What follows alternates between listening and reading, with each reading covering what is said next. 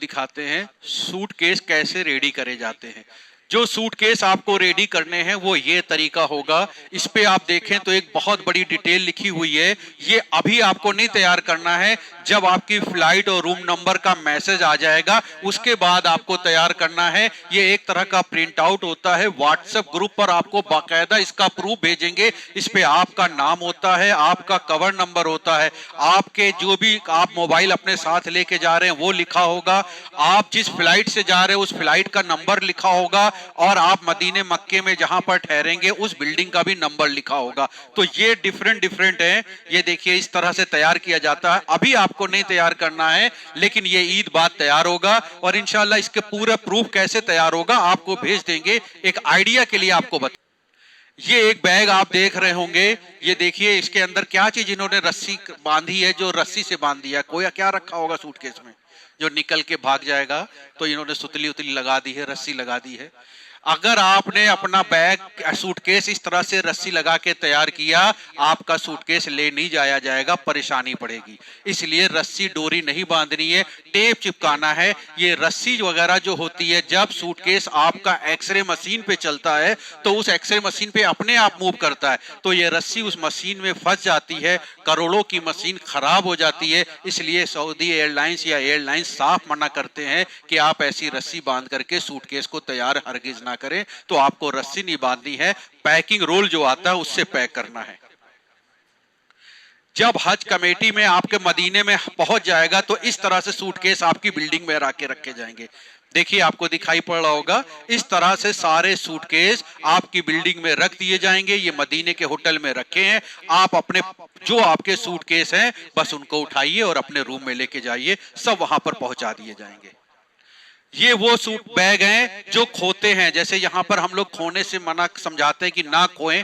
ये देखिए इतने सारे बैग वहां पर भूल गए लोग, खो गए, वो बाद में किस जगह पर रखा जाता है हम आपको डिटेल में बताएंगे कि जब आपका बैग आपसे खो जाए तो आपको कैसे मिलेगा। लेकिन ये वीडियो इसलिए दिखा रहे हैं कि आपको यकीन हो कि लोगों के बैग खोते हैं, क्यों खोते हैं वो भी अभी समझाएंगे। ये देखिए बैग, हमारा सामान एयरपोर्ट पे मिलेगा या कहां पर मिलेगा? कहां मिलेगा आप लोग को भाई? होटल पे। जब आप, ये लखनऊ हज हाउस की फोटो है, जब आप अपना सूटकेस लेकर के जाएंगे तो वहां पर आपका सूटकेस आपसे ले लिया जाएगा। अब आपके पास एक सवाल आता है कि हम सूटकेस में वजन कितना रखें। तो सबको पता है कि 20-20 किलो के 2 सूटकेस हमें देने हैं और 7 किलो का एक हमें हैंडबैग हाथ में रखना है।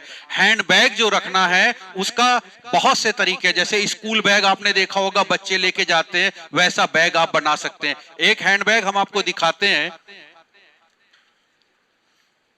इस तरह का हैंडबैग हमें बहुत बेहतर लगता है। इस तरह के हैंडबैग में आराम ये होता है कि आप इसमें पहिए लगे होते हैं, जहां चाहो वहां इसको आराम से ऐसे लेकर के चले जाओ। और दूसरा फायदा इसके अंदर ये होता है कि हमने महसूस किया है कि इसके अंदर इस तरह से यहाँ पर एक पट्टे लगे होते हैं, जब चाहो इसको पीठ में पहन लो, तो ये आराम रहता है। जब आप एयरपोर्ट पे हैंडबैग लेके चलते हैं तो 7 किलो कहते हैं, 8 किलो भी हो जाता है, 8.5 भी हो जाता है, तो हम थक जाते हैं उसको पहने पहने। तो हम इसको आराम से, इस पे आराम है कि हमने ऐसे कर लिया, इसके ऊपर कुछ और भी रख लिया तो आराम से कहीं पर भी चले जाएं। ये मीना ले जाने में भी आरामदेह रहता है कि जब हम मीना से वापस लौट रहे हैं, हमें पता नहीं उस समय हमें बस मिलेगी कि पैदल आना होगा, तो मीना से भी हम अपना सामान लेके जो वापस आएंगे, तो इस तरह के बैग बेस्ट है। ये एक आइडिया है, आप कोई भी लेके जाइए, बस मीना आप अटैची लेके नहीं जा सकते। मीना आपको कैसा बैग लेके जाना है? स्कूल बैग, पिट्ठू बैग। और एक और बैग को बोलते हैं जिसको बोलते हैं डोरी वाला बैग। पिट्ठू बैग जब बोलते हैं तो वो बैग होता है जो स्कूल बैग है, और ये बैग होता है ये डोरी वाला बैग। ये कंपलसरी हर हाजी के पास 1-2 पीस होने चाहिए। इसके अंदर जो आप मस्जिद नबी में नमाज पढ़ने जा रहे हो, मक्के मुकर्रमा में नमाज पढ़ने हरम में जा रहे हो, मीना अरफात जा रहे हो, ये बैग, इसके अंदर खाने की थोड़ा सा सामान, पानी की एक बोतल, आपका छाता और आपकी चप्पल रखने के लिए सूट बैग जो होता है पन्नी वाला, वो आपके पास होना चाहिए। आप मस्जिद में नमाज पढ़ने गए, आपने चप्पल उठाई, पन्नी में डाली, पन्नी में डाल के इसमें डाली, और ये परमानेंट आपकी पीठ में रहेगा। इसकी आदत तो ऐसी डाल लेनी चाहिए कि जैसे कह सकते हैं कि इसको पहन के ही सोना है। इसकी हैबिट हर समय आपके पास रहनी चाहिए, क्योंकि पानी की बोतल बहुत जरूरी है वहां पर, हर वक्त होनी चाहिए आपके पास। खाने का कुछ सामान आपके पास हर वक्त होना चाहिए। आप जब एक नमाज के लिए हरम शरीफ जाएंगे तो 2 घंटे की होती है। लगता है कि हमें, जैसे अभी हमने जोहर पढ़ी, थोड़ी देर में असर पढ़ लेंगे, यहां पर नमाज 15-20 मिनट की है, वहां नहीं है। क्योंकि आपकी कितने ही नजदीक होटल क्यों ना हो, आपका दिल करेगा कि हम मस्जिद में दाखिल होकर के नमाज पढ़े। भाई अगर आपको बताएं 3:30 बजे असर का वक्त है वहां पर, तो 2:45 बजे तक अंदर सब जगह भर जाती है। फिर गेट पे खड़ा मुलाजिम आपसे कहेगा कि अंदर जगह फुल हो गई है, ऊपर जाइए या बाहर जाइए। तो ऐसे में फिर आपको लगेगा लो इतनी दूर आए हैं सहन में नमाज पढ़ने, दिल करता है, कसक होती है कि हम अंदर दाखिल होके पढ़े। तो 1-1 घंटे पहले आपको अंदर दाखिल होना पड़ेगा, और जब आपको बाहर निकलना होगा तो आधे घंटे के बाद बाहर निकलना होगा।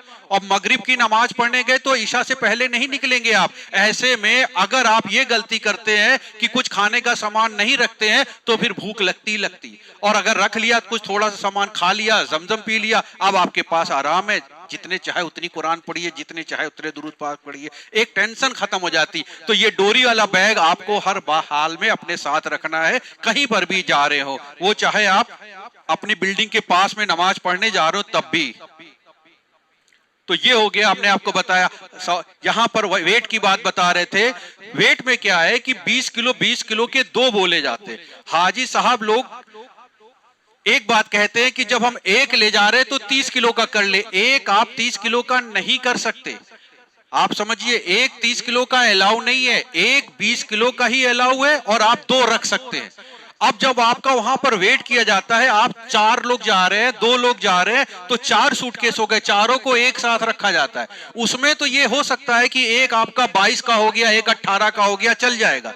लेकिन सिंगल अगर है तो वो अगर 20-22 से ज्यादा का हो गया तो वो मना कर देंगे, कहेंगे सामान निकालो, और फिर वहां पर जहां पर सामान निकालने के लिए कहेंगे वहां आपके पास कोई रिलेटिव नहीं होगा। हज हाउस में सबको बाहर रोक दिया जाता है, अंदर सिर्फ आप दाखिल होंगे और कोई जा ही नहीं पाता है। तो आप परेशान होंगे क्योंकि सब रोल पैक होकर के बैग आया है। तो भाई एक 20 किलो का रखिए, 2 40 का रखिए।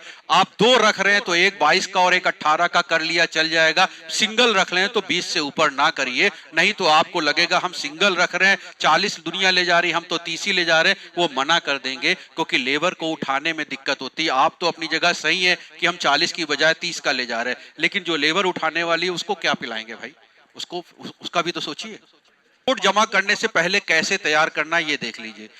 पासपोर्ट अभी आपके पास है, अभी रेडी करने की जरूरत नहीं है, लेकिन जब जमा करेंगे तो पासपोर्ट को बंद कर दिया, जो पीछे का पेज है उस पे आपकी फोटो ऐसे लगेगी, उसके बाद ट्रांसपेरेंट टेप लगेगा, पूरे में ट्रांसपेरेंट टेप लगेगा, ताकि फोटो भी उसमें आ जाए नीचे और पूरी चिपक जाए। साथ ही साथ उसमें देखिए पासपोर्ट नंबर लिखा हुआ है, ये जो M922640 है ये पासपोर्ट नंबर है।